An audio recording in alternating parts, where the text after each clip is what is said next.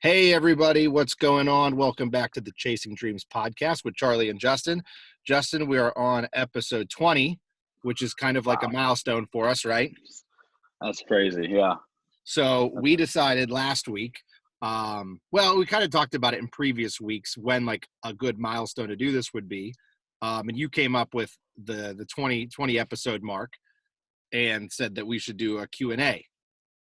yeah. It sounds like the best time to do it. People have been listening for 20 episodes. I can't believe we've got 20 in already. Like, Yeah, I know. wow.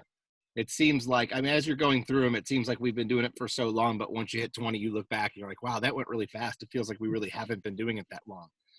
Right. But sure enough, it's been 20 weeks. All right. So what we did was we posted prompting, I guess, on social media and wanted people to ask questions. And we weren't specific with the types of questions they could ask. It could be anything. So what we did was we compiled a list of all the questions without reading them. Since I was the one receiving a bulk of the questions, I kind of had to read them briefly, but not in detail, purposefully trying to avoid it. And you have not seen these questions at all. That's right. I Uh, wanted to keep it that way. Yeah, it was kind of one of those things where we just wanted to make sure that we gave answers that were very natural and just kind of off the top of our head, not in the sense of like they're, not very thorough, but we wanted to be just kind of, organic is a term we like to use a lot, just very natural with how we answered these questions. We didn't want to like pre-formulate any answers ahead of time, just kind of give the people the reality of answering these questions in live time, I guess. Yeah, I like that. I love that idea. I don't want to do a question and answer where we're, like you said, like scripting the show, basically. Yeah, of course not. That's kind of how we were from day one. We said we don't want to script it. Let's just take a couple notes before recording and then we'll go. And now it's gotten to the point where we don't even really take notes before recording, especially because we're not together, just due to social distancing. So Yeah. we don't even ever take notes anymore. It's just kind of, hey, what are we going to discuss today? And then let's go do it. All right. So I have a wide array of questions for us.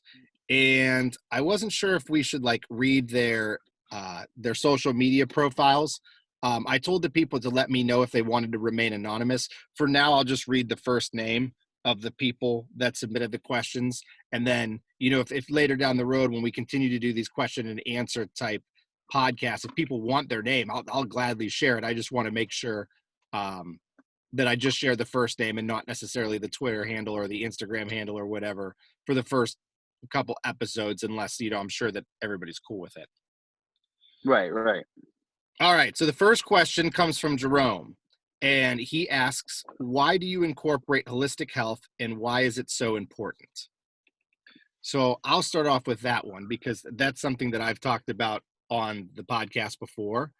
And when I think of like holistic health, I kind of think of, I almost have to think of like an athlete analogy.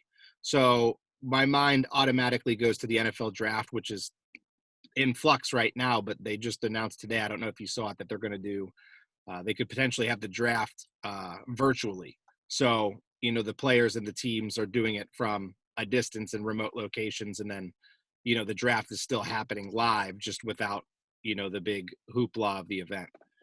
Yeah. No big party. Yeah, exactly. Which I kind of feel bad for the athletes, but unfortunately it is what it is. Anyway, so I kind of think of like this NFL draft that's going on right now and how they have like these draft combines and these pro days. And you think about how they rate these players. And when you're going through a skill set of an athlete, they're expected to check several boxes, for a particular position. So if you could just generalize it and say, what makes a good athlete? Like if I were to ask you, what makes a good athlete, what would you say just off the top of your head? What are some things that would come to mind? Physical, Okay. athletic, which I know kind of is a generic answer, but physical, athletic, smart, Mm-hmm. um, and dedicated. So see, all the adjectives you listed right there are completely different. You know what I Right. mean? Like they're not even close to being the same. There's not really overlap there at all. Like dedicated, athletic, physical. I mean, I guess physical and athletic, you could kind of differentiate there and break it down. Um, but regardless, when you think of a holistic athlete, it needs to incorporate all these things in order to be successful. Like if I wanted to be a good basketball player, I probably need number one, quickness, specifically lateral quickness defensively. You know, you need plyometric power and ability to jump both explosively and quickly.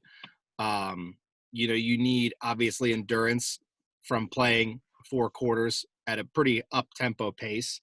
So when you think about what makes a great athlete, it's kind of this holistic approach is you need a bunch of different skill sets and characteristics. So I kind of think that my health or our health, anybody's health is it's essentially the same way. So what makes a healthy person? Okay, number one is you think of physical health.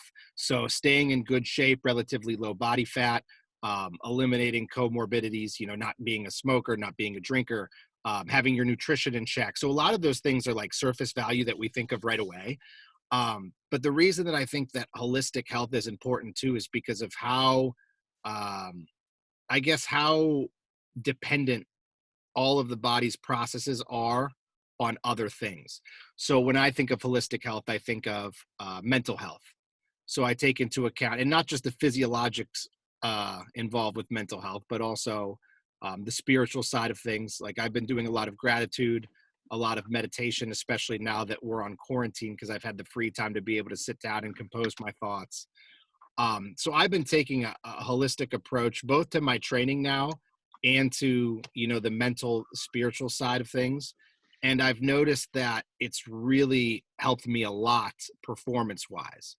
So I don't really have a ton of performance indicators right now in the gym necessarily. It's not like I'm seeing my strength go up because there's no strength training at the moment in the traditional sense. But like, here's an example. When I went to sleep the other night, um, I took my hemp oil extract. So that's, you know, a physiological supplemental component of it. I did some meditation, which is, you know, the mental side of things. I did some gratitude. So listed things that I was thankful for. So the spiritual side.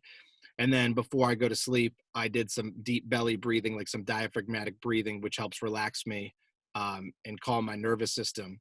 So yeah, I'm kind of going through this holistic checklist. And I feel like if I was just to do one of those things, it would be effective, but it wouldn't be as effective if I was doing everything else. Does that make sense?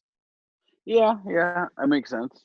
So I kind of Um, like I said, when I think of holistic approach, I just think of, I guess a good way to word it would be doing all means necessary to achieve a goal and thinking outside the box on things that matter and ways you can achieve that goal.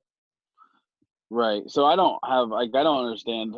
Guess I never really understood what holistic meant, but from the explanation that you gave just now, I gather that it's more of like kind of in layman's terms, it would be like taking a well-rounded approach. Yeah. Yeah. You And know, I guess everybody has a different working definition of it. Like typically when you think of holistic practitioners, like I go to a holistic naturopath as one of my doctors. I mean, I still see doctors in traditional Western medicine too. But I go to a naturopath and he's kind of in tune with the mental side and the spiritual side of things as well, which kind of helps me. Um, like I said, from that kind of standpoint, it's definitely beneficial. And I do like a lot of stuff that like I don't want to say is like it would probably be considered weird for some people, and it's not something that I've always done. It's something that I've kind of like been increasingly aware of and kind of tried to put into my daily practices. But like being in nature, for example, you know, I grew up and I was never really an outdoorsy person necessarily. Like I'd prefer the city over the country. But now living in rural Ohio, I'm exposed to it a lot more. So I'll do like grounding techniques, you know, where I walk around in nature in my bare feet just to feel the ground. I try to get as much vitamin D exposure as I can through the sun, and just being in nature in general is like a holistic practice that I think has worked pretty well for me. It just makes me feel better. yeah, absolutely. And sometimes like it may be placebo. I don't know. Is it placebo? Potentially it could be, but regardless if it's placebo or not, if you're feeling better, you're feeling better. Right. I mean, that's the whole idea of the placebo effect. Yeah. Is it's a mental game. So that's kind of my stance on thing. that may have been a question that was geared towards me specifically, even though it wasn't stated, just because I talked about like some of my holistic practices prior episodes. But Yeah, I don't know if I you have would. anything else you want to add there. Like I said, I don't know a whole lot about it, but like, we've talked a few times off the air, and that's something that I want to learn more about for sure. Mm-hmm. So, I'm taking notes as we're talking, as we're answering questions. So that's something I took a note on that I'm going to do a little bit more research on and see how I can incorporate holistic practices into my training and my life, really. I think with you and I, like everything we do is self-mastery based. Like that's kind of the whole point of this podcast, is to achieve self-mastery for us and to help pave the way for others to achieve self-mastery and being the best version of you, as cliche as that sounds. And I think that the only way you can do that is to improve your life in as many different ways as possible, which, Right. obviously it's what you try to do. I agree. All right. So the next question I have is from Nathan. And Nathan asks, how are you guys adapting to the quarantine? What are some workouts you are doing? So do you want to start with that one? Yes. Kind of a twofold question. Number one, how you're doing, or we are doing during it. So I would take that as like, a mental question too. Like, how are you handling it mentally, emotionally and stuff like that? And then get into the training of what you're doing. So the mental aspect of this, my profession and my life hasn't changed totally all that much. Mm-hmm. I work in the oil field, so we're considered essential, and I'm a truck driver, so we're considered essential on two fronts. So we're still working. Yes, things have slowed down a little bit, but other than that, it's business as usual. Now, not business as usual is in the fact of we are practicing social distancing. We're limiting the amount of exposure to other people, Both and for your benefit and for theirs as well. yeah, absolutely. And then hand hygiene has gotten considerably better. Oil field truck drivers have not always been the cleanest folk, but I give props to the guys and gals I work with. They're really doing a good job. But the training aspect, it's been fun. It's been hard, and mentally it sucked at first, to be honest, because I had all this free time. I have equipment in my basement, but I think at first I was so used to my routine of get off work, go to the gym, get my workout in, and then come home and do my evening routine at home. But now that I'm coming home, and my normal routine is to come home and eat and shower, get ready for bed. So now I come home and I have to try to steer clear of that eat portion. Yeah. So, because if I eat before I lift or before I work out, I don't feel right. You know what I mean? I don't. Mm-hmm. It's not routine. So that first week was tough. Now I'm back on track. The lifting part of this has gotten substantially better. I've found ways to add like cardio, because I'm used to like how I've always do things is either I get on the spin bike or I go to the track and walk before I work out and after. Mm-hmm. So I can walk here. I can run in my neighborhood, which is what I've been doing. I just come home, I change, I start running. I do like a 15 or 20-minute run, which, I guess I should clarify is more like a jog. But either way, I go for a run and then I come home and I lift, and I'm still doing the same split I was before. Just Mm-hmm. have to change in the workouts a little bit, because I don't have all the cable machines and stuff. Yeah. But doing the push pull legs, pull up and then push, Monday through Friday, and then arms on Saturday. Yeah. But I found, which I really like, and I found this on Instagram, on the Instagram stories. Everybody's doing like challenges and like workouts to different songs and stuff. Mm-hmm. And I don't know, I really like it, and I think I'm going to keep it around for a while, even after all the craziness is gone, because like there's something to the songs. Like we started doing it in the gym with it's called Flower, the Bring Sally Up and Down song. Yep. Go sit ups to it. So I just started doing that in my house as well, like to finish my workout. And then knew that YouTube that song, and for some reason the next song was Thunderstruck, and it was people doing burpees to Thunderstruck, and I was like, "Yep, got to try that." So I did that. So I've been doing that a lot. So I think that's how I've adapted to it, is trying to do like the challenge stuff, the 10 push-ups because somebody told me to do, or run them out and challenge my friends, stuff like that. Yeah, it seems like I was kind of largely the same way, um, from both the training aspect and the mental aspect. I mean, we talked about it last week. I was a very slow starter because I wasn't used to not having a specific schedule of, waking up and going to school all day. And then after school, at the time, coaching wrestling because wrestling season wasn't over. We still had the state tournament left. And then after wrestling, practice, immediately going over the gym and training clients and getting a lift in, and then having throughout the day, of course, eating certain meals at certain times. So I was like a hyper type A personality where everything was super structured and scheduled and laid out. And then when that was taken away, like I said last week, it was kind of like I didn't have time demands, so I got less done, which kind of sounds ironic that you have more time but you get less done, but because there was no sense of urgency or no pressure to get things done. So I didn't, really do a lot. So then I made that conscientious effort, like we said, okay, now I really have to buckle down and make sure I do things. And that's kind of what I did from the mental side of things. So like around the house, I got so much done, detailed my car and just doing things in the garage, just things that I wouldn't have otherwise had the opportunity to do just based on time constraints. I still made sure that I allocated the same amount of time and effort that I would have on a regular schedule into this new quarantine schedule. And it's amazing what it's done for me. And the training was Yeah. kind of the same thing, where like started off slow and just, was hopeful that I would get back into it. I took the first week or two off completely and just didn't do anything. And then I said, okay, this obviously isn't going away anytime soon. You need to problem solve your way through this.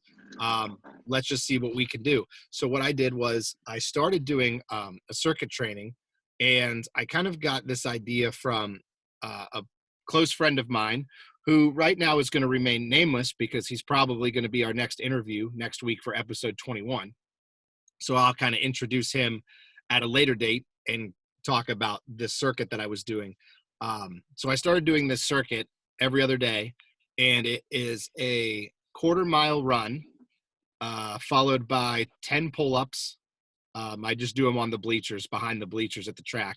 10 pull-ups, 25 sit-ups, and I'm very specific with how I do those, with a lot of core bracing and not going into too much like thoracic flexion.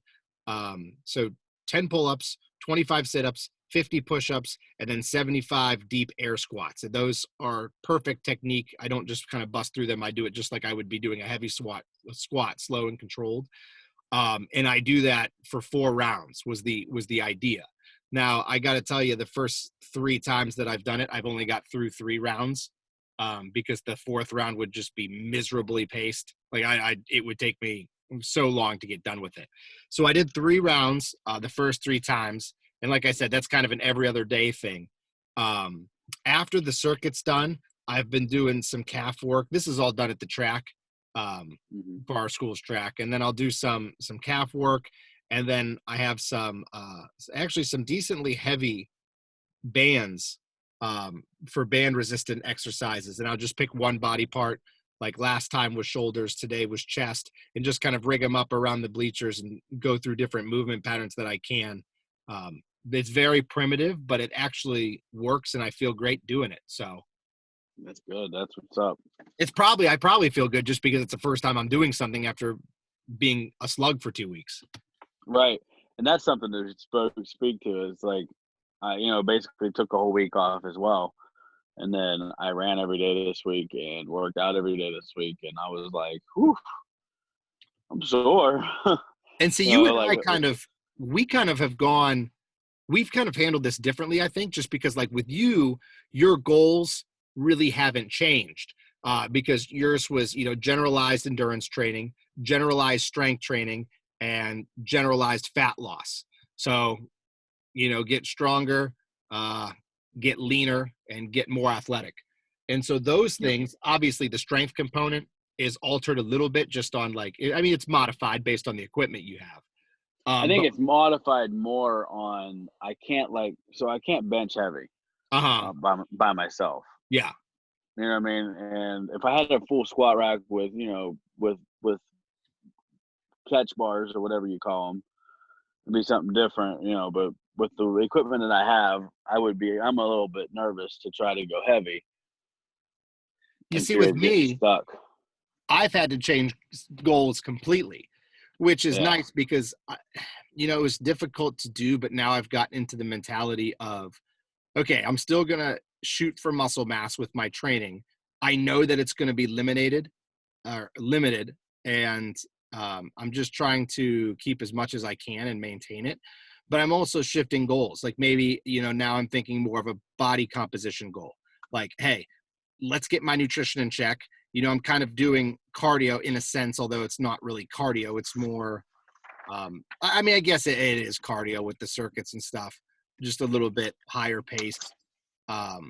So maybe I can get as lean as I can, maybe almost like, not like a contest prep lean, but maybe I can get pretty shredded up, improve my insulin sensitivity and all this stuff. So then when I go back to training, then all of a sudden my body's like a sponge and it's going to soak up the strength training and I'll make progress pretty quickly. At least that's how I'm thinking of it. But that's it, dude. Get a concept in your mind and just go for it. Yep. All right, man. Next question we have, Zach. Zach asks, is it possible for me to maintain my gains during this Coronamageddon?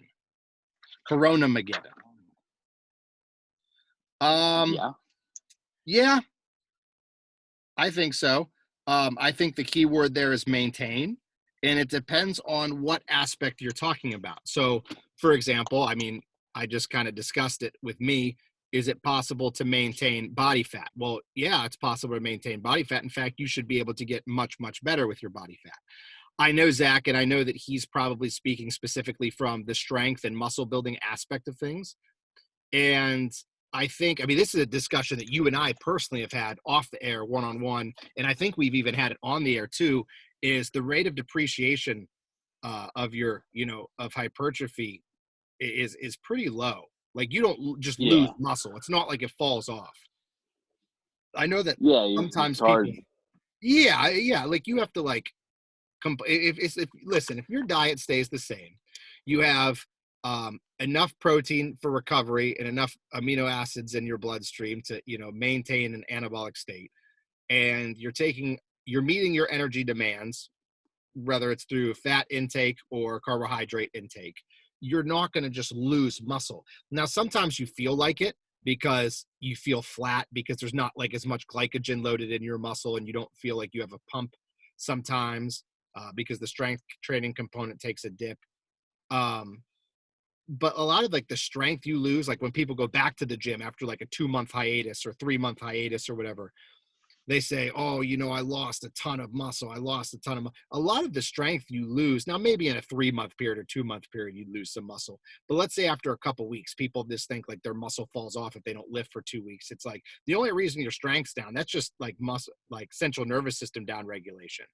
Like your nervous system, isn't adept to handling heavy loads or high volume or whatever your training style's like. So it kind of, wets the bed on you and kind of peters out a little bit. But you're not going to lose muscle. I would imagine you could combat that with like adding in high amounts of cardio. It's like if you're mainly a strength trainer and you pull the strength aspect out of your training because of not having a gym, I feel like if you were to add a lot of cardio into where now you're still training, that expenditure is still there, but it's just a different area. And then you could throw in the strength with body weight stuff, push-ups, sit-ups, squats, burpees, pull-ups, dips, stuff like that. You should still be able to isolate the muscle groups and ideally at least maintain for a long time. Yeah, let's be realistic. And state the obvious here. It's not like, adapting to a different stimulus is going to be beneficial, but it's obviously not ideal from a muscle building perspective. But right. it should get the job done as long as you do a couple things with a lot of intent. Like obviously the diet has to be pretty structured or at least intentional. Maybe it's not structured, but you need to keep the calories high. Especially someone, again, I know Zach, so I know that his body fat, a kid couldn't get fat if he tried, so for him, it's going to be about maintaining a calorically high diet. And then, like you said, doing some type of physical labor, even if it's body weight stuff, doing higher reps, just finding something to stimulate some type of muscle tissue or nervous system response is going to be beneficial. It's not going to be ideal, but I don't see why people would shrink up, to nothing. Right. I don't think they will. Not in the short term. Now, like you said, if this goes on 6-8 months where you can't lift, you should expect to lose a little bit, but not catastrophic. Mm-hmm.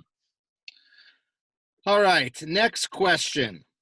Bubba asks, why is it important to eat carbs for glycogen at times? And what happens to glucose in the bloodstream when you're on keto? All right. You want me to handle this one? Yeah, that's true, because I haven't got to mess with keto enough to have any serious answers. Okay. So, and actually, I'm glad you said that, because keto is something that I've intermittently wanted to try, and I've just never gotten around to it. Mainly because it hasn't ever really been, number one, a specific benefit to my goals that I have at certain times. And then I guess number two, it's just my body it responds to carbohydrate intake pretty well. I'm very carb adaptive, which I'll talk about here in a minute with this question. So I blood sugar is always phenomenal regardless of how much I eat. Now I'm sure that'll go downhill as I get older, but it's definitely something that I've wanted to try, but I haven't ever gone keto yet, gone into full-blown ketosis. So in order to answer his question, I kind of have to take the oversimplified approach, because you and I, with everything, we talk about trying to target with our audience as many people as possible. So I think that with our listeners, the majority of them are not, nutritional experts or elite level athletes. And by elite level, I mean professionals or high-end college athletes. I think that the majority of the populace that kind of constructs our whole listenership is pretty much just like normal people. Right. So because of that, I think that I would gear this question a little bit more geared towards lay terms, I guess. So to oversimplify things, there are three macronutrients: proteins, fats, and carbohydrates. Fats and carbohydrates are your main energy sources. Protein is more of a repair macronutrient, for cells and tissues. So one thing that's important to know when you think about ketosis. So first of all, a ketogenic diet, or a keto diet for short, is a diet where someone has very limited to no carbs. And I'll get into the physiology of that in a minute. But the reason why a ketogenic diet is doable in the first place is because there's no such thing as an essential carb. I learned that very when I was studying nutrition, just trying to learn as much as I could about it, is, there are essential proteins. We have EAAs, essential amino acids, what are the fundamental building blocks of protein. So those are things that your body needs and your cells need in order to function. So we do have essential proteins. We do have EFAs, essential fatty acids, but there's no such thing as an essential carb. Some may argue that your body does or doesn't need carbs, and that's not necessarily a term of need. That's more a term of looking for what's optimal. But if you use the word need in the truest sense, no, technically your body doesn't need carbs. There's no essential carbohydrate. So I think that's kind of the first thing to understand, is why you can do that. So the first question he asked, Bubba asked, why it's important to have carbs for glycogen at certain times. So a normal person who eats all three macronutrients, which I would, again, make an assumption of our listenership and say that probably everyone listening to this show, or a very, very overwhelmingly large majority of you, probably eat proteins, carbs, and fats. I don't think that there's many, if any, ketogenic listeners out there, just because it's kind of a rarity, although it is gaining traction and popularity. So when you eat carbohydrates, they get broken down and they go into your bloodstream, which is where you have a measure of blood glucose. It's important to keep that elevated, because when your blood sugar drops, I mean, I'm sure everybody's had their blood sugar drop before. My blood sugar drops a little bit faster than most people. And I would assume, like, for you, although I'm not really sure, you were probably pretty insulin resistant when you were at your heaviest, but did you have blood sugar issues at all if you wouldn't eat for a long period of time? No, not really. If it Because was that's, an extremely long time, when we first started fasting, mhm, like the long fast windows, yeah. I would get not lightheaded, but maybe I guess a little bit lightheaded towards the very, very end, and I assume that was blood sugar related. Uh-huh. And see, I've had that happen just because, like I said, my body's very carbohydrate adaptive and it burns through them like crazy. To the point where, in my off season, prior to starting my prep for my last show, my intra workout drink, so the drink I was sipping on just during my workout was, I think we worked up to 175 grams of carbs. And that's quick carbs too. That's like highly branched cluster dextrin, which is extremely high molecular weight carbohydrate, so it absorbs and gets into your gastrointestinal tract real fast. And dextrose, like basically pure dextrose. I was just using Gatorade. So that's some people's carbohydrate limit for the whole day, and I was just having that during an hour workout.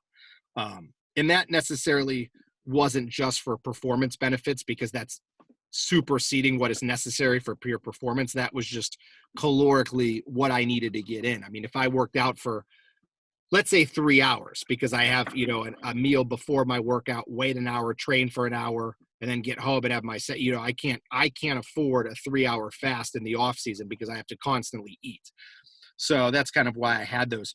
But having some carbohydrates in and around your workout is beneficial from a performance standpoint, just because it keeps blood sugar elevated. So that blood sugar, is broken down into glucose or glycogen, which gets shuttled into the muscles. Now, it depends on your carbohydrate source as far as how immediately you need it.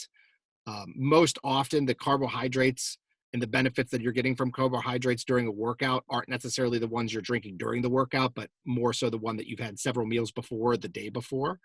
But keeping those elevated and keeping a proper structure of when to eat carbohydrates is good.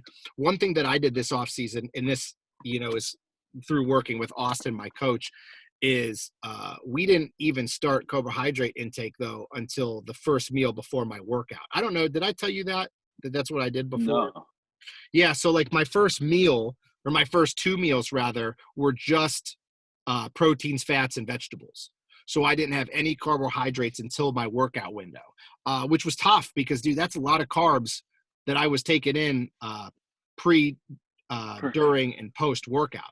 Now, Right. eventually it got to the point where my carbohydrate demands to grow were so big that we kind of had to add them to those first 2 meals.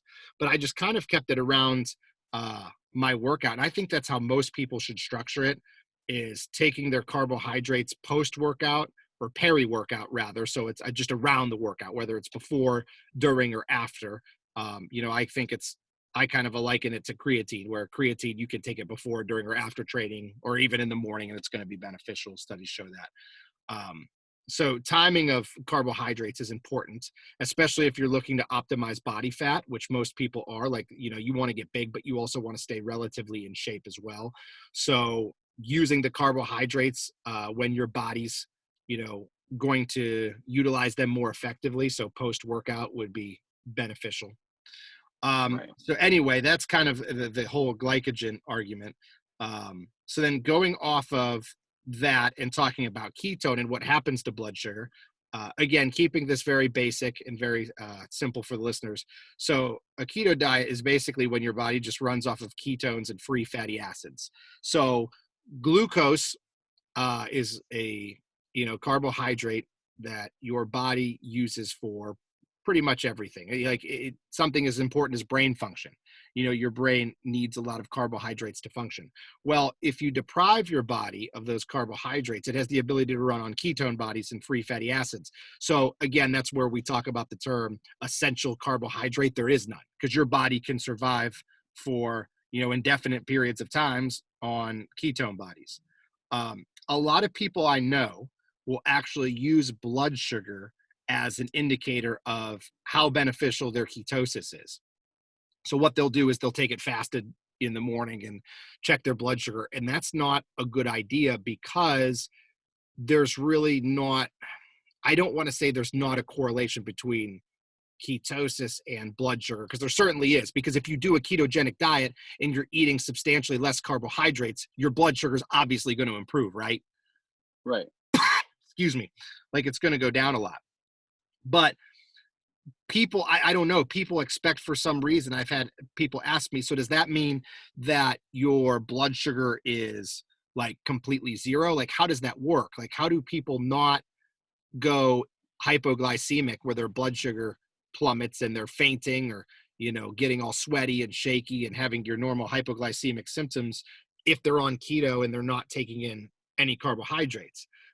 Well, that's, where there's a term that you have to use, and that's physiological insulin resistance. So that is a good thing. Sometimes when you hear a lot of times when you hear the term insulin resistant, it's a bad thing. Like, it refers to like anybody who's like diabetic or pre-diabetic, where like type 2, where your body doesn't respond to insulin. But physiological insulin resistance is what we want. So the first thing you need to do is you need to become fat adaptive. So basically you need to trade your body to be a little bit more receptive to fat intake than carbohydrate intake. So usually if someone's going to start a ketogenic diet, I would recommend them slowly tapering fats up and tapering carbohydrates down, because that's going to help you become a little bit more fat adaptive. And you're still producing glucose. So you're going to have blood sugar, because your body's going to produce glucose in a myriad of ways, because there are demands of certain cells that do need glucose still. So glucose still remains in the bloodstream. Part of that's from like protein conversion. So your body's going to make glucose whether you're eating carbohydrates or not. So part of that, again, is through protein conversion, or catecholamines like cortisol, for example, will elicit a glucose secreting response. So your blood sugars are still going to register as being within the normal range. Your cells are just refusing them, if that makes sense. So basically your cells are just not uptaking your blood sugar. So it's kind of circulating in the bloodstream for the few cells and functions that still need the glucose. The glucose doesn't disappear. Now, like I said, it would be short-sighted of me to say that that your blood sugar doesn't have or keto doesn't have an effect on your blood sugar, because obviously it does. It's going to take it down, but it's not going to dissipate it to the point where it's non-existent, because you still need blood glucose. Right. So that's kind of the easiest way I can describe it to people. Just kind of giving the main points on keto. And some people ask me like what I think about keto. And to be honest, like overall, I think the ketogenic diet is a great diet for eliminating like diseases such as cancer, because it's anti-inflammatory. There's a ton of benefits. I think that there's two takeaway points, and the two caveats here for me personally are, I think that it needs to be implemented intermittently. I don't necessarily, and I can't speak to fact on this because I've never done it, especially for a prolonged period of time. But I think that keto would be best if implemented occasionally during certain periods. I think it has a lot of cognitive benefits, a lot of physical benefits and health benefits. I don't think you need to be in ketosis for lengthy periods of time. I don't think it's necessary, nor do I really think it's optimal based on what I read and what I research. But I also think it needs to be implemented correctly. And Right. The reason that I say that is because some people think, like I see bodybuilders do it wrong all the time, because they have super high protein intake. The protein is insulinogenic, so they don't know why they're getting bumped out of ketosis. It's because their protein's through the roof. They have no carbs and they have very low fat, so they feel like crap. where the keto diet, a traditional ketogenic diet needs to be very, very high fat, moderate protein, and then low to no carbohydrate intake. So that's kind of my. Go ahead. I really want to learn more about keto just because I want to be able to have this conversation with people whenever, because I get asked all the time about keto because people assume it's a real, that's the new real fad fatty. thing. It's real fatty, not fatty. No pun intended. It's fatty, like FA, like it's like a fad where people like. That's literally what I was saying. Yeah, they just like, people love it. Like anytime you bring up weight loss, like I just off the top of your head, how many times, I bet it's all the time, how many times have people asked you about your weight loss and said, oh, what did you do? Did you do keto? That's what I was saying. Like literally, like I want to be able to like have this conversation because I'm asked almost daily. Yeah. What I've done, how did I lose weight? How do you lose weight? How did you lose weight? And did you do keto? I'm going to do keto. Those are the questions and the statements people make to me all the time. And I'm like, the stuff that I've read about keto, I don't know enough to do it without like guidance. Because it's dangerous if you don't do it right. Yeah. Yes. Oh, and it could be. It certainly could be in certain situations. So, but I want to learn. I would like to do it. Like, I think I'm going to do a whole, maybe like a 6-month cycle or a 3-month cycle or something, and go keto, do the whole thing, eat the bacon and the avocados and stuff, and just to get a real good idea on how it works. And I think that when you want to do it for health purposes too, I think that's where people could go wrong as well. Because I know people that say, oh, I'm keto, and they'll just load up on, an exorbitant amount of like trans fats that you don't need. And it's like, hey, just because you're eating fats and proteins only doesn't mean that you neglect any vegetables. It doesn't mean that you get to eat whatever types of fats you want, because regardless of what anybody says, not all fats are created equal. So you still want to stay within health parameters of the foods you're eating and not just eat complete garbage. But I mean, go ahead. I was saying, and there's something to that too, like not eating garbage. That's one thing that every time people talk to me about keto, they say, "Well, I wake up and ate a pound of bacon and 3 tablespoons of peanut butter." I'm paraphrasing. I can't remember exact quantities, but people always tell you, "I'll eat a big old thing of bacon and a steak 3 meals a day," and I'm like, okay, so what about that is giving you the mindset of a healthy, clean eating lifestyle? Like because I know me and the way that I've lost weight and am losing weight is it's a clean mindset. This is a forever thing. So I know I couldn't eat great big steaks and piles of bacon 3 times a day every day forever. Yeah, like I would turn into a truck again. Plus, I don't think that you would feel good doing that. Right. Would you still be in ketosis? Yeah, certainly. It's not going to, by definition, it's not going to be not a ketogenic diet, but it just seems like it's not the optimal way to approach things. I would say, yeah. To me, it doesn't sound like it can be optimal.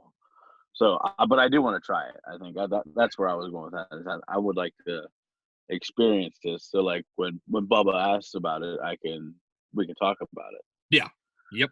Because right now I'm just speculating. You know what I mean? The stuff I read and a little bit of stuff that I heard you talk about. That's really the only knowledge I have on this subject.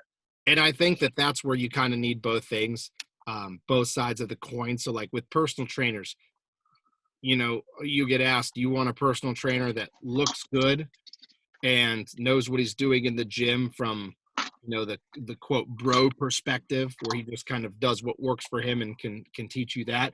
Or do you want someone who's very book smart and knowledgeable from the scientific side of things? And I think that you need both. I think that you need someone who takes an analytical and scientific approach to things and understands the academia behind it. But then you also need that same person to have gone through it themselves and experienced themselves. That way they can teach it. Because it's very hard to teach something you've never done. So anyway, I think we have time for like one more question. And all right, pick a good one. All right. Let's see. All right. John asks, what's a small accomplishment that actually means a lot to you? So something that, others may look at as something very minor, but you're actually very proud of, and something that you cherish and hold on to. I have a list, so you go first. All right. Off the top of my head, I would say a couple things. Number one is I would say bodybuilding and all the shows that I've won. Now, I don't know if that counts as little because it's such a big undertaking, and it's, kind of encompassed a huge majority of my life. With the training and the nutrition and the entire lifestyle is something that I've dedicated. I don't want to say dedicated my life to, but it's consumed me to a huge degree in multiple ways. But when you think about what is bodybuilding, you get up, you pose in a Speedo, and you get a plastic trophy. And, you don't necessarily do it for the trophies, but all those trophies and swords and medals or whatever, like, they serve as validation for me. Like, when I see them at my house, like, I have them all over the place. And I've always told myself when I get older, I want to put like a room where I can just store these things. But like, when I look at them, it kind of is like validation for me. And I'm like, you know what, that somebody may look at that as a plastic trophy. It's like, oh, that's a cool trophy, or that's a cool sword.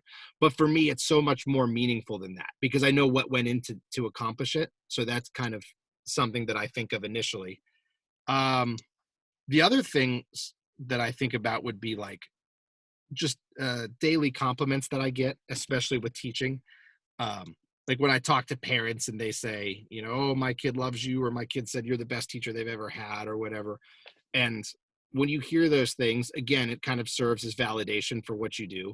So when I get frustrated at school, because it's a strenuous job, not physically, obviously, but mentally and emotionally, it definitely wears on you. And when I get those compliments, again, it's like, oh, okay, I'm doing the right thing and I'm in the right profession. And then, to be honest, dude, I think this podcast too, I think I would loop that in there. Yeah. Because again, it's something little that just started off, and I would still, to a certain degree, consider it just something small, in the sense of all it is us talking to one another, recording it. But like, it's unbelievable. It's completely indescribable, the feeling I get when I have random people who I don't even know, which happens. Random people I don't even know come up to me and say, hey, I listen to your podcast. I really like it. And I'm like, That's cool. Holy cow, like, you listen to that? Like, that's, thanks, man. Like, I appreciate that. Or when I have people that tell me they listen to it and I can't believe they would ever even take the time. No, like, I'm sure that some of my friends who listen to it do it just, I don't want to say they feel obligated, but like, they're my friends. But there's people that like I said, I don't know. Or like, the one day my superintendent at my school told me that he's listened to some of the episodes. And I was like, wow, that's awesome that, you're a super busy guy. It's not like he and I are buddies and hang out all the time. So it's like, that mean a lot that there's people out there that you don't even realize are listening. So if you guys are listening, I appreciate it, because that is definitely an accomplishment of ours that I cherish, for sure. I have to agree. I have actually, that happened recently, where a guy that is new to the company I work with, he's the new safety guy. And he said, hey, by the way, I've listened to a couple of your podcasts and they're really good. I'm going to really try to sit down and listen to them all so I can get caught up. So I thought that was really cool, because like, I don't know this guy like at all. You know what I mean? Yeah. Yep. So, so small accomplishments that mean the most. To preface whatever you're going to say, I feel like with you coming from the weight loss journey, the one thing that we've talked about frequently is the fact of you cherish the little things early on. Yeah. Like being able to walk around the track once, and then being able to walk around the track twice. Yes. Like, this question, I feel like, is like perfect for you. Pants. Yeah. Being able to wear blue jeans. Yep. Tying my shoes, standing up. But I while you were talking, I took notes on everybody's questions that we answered. Mm-hmm. So I wrote John. I wrote small accomplishments that mean the most. And I wrote 3 things down on my paper, and those were not the 3 things. But yeah, you're right. Walking around the track, like I said, pants, wearing jeans that are regular, not stretchy, not from the big guy store. Um, Being able to tie my boots. On top of that, now I can wear slip-on boots and not have to worry about my ankles Yep. nearly as much. So I mean, there's just so much that I didn't even write down. But the 3 things I wrote down was smiling. Hmm. I've spent a lot of my life not happy, and I'm happy because I'm married to the most beautiful woman in the world, and she's one of the most caring people I've ever met in my entire life. But I'm not happy in the sense I used to not be happy in the sense of with myself. Always upset with what I look like or who I was, because no matter how good of a person I try to be, I never felt that way about myself. So now I literally, I think if you ask people that I talk to on a daily basis, the one thing I tell people more and more and more, and it's literally happening more and more and more, is smile, you're worth it. Hmm. Because I feel that way. Like, everybody's worth smiling, and now I actually smile, and I'm genuinely smiling. I'm genuinely happy about it. That's something to be proud of for sure, because, you talked about it when we kind of did that impromptu Justin Tells All story, just kind of where you went through your history of the bad side of things, like how you got to that point.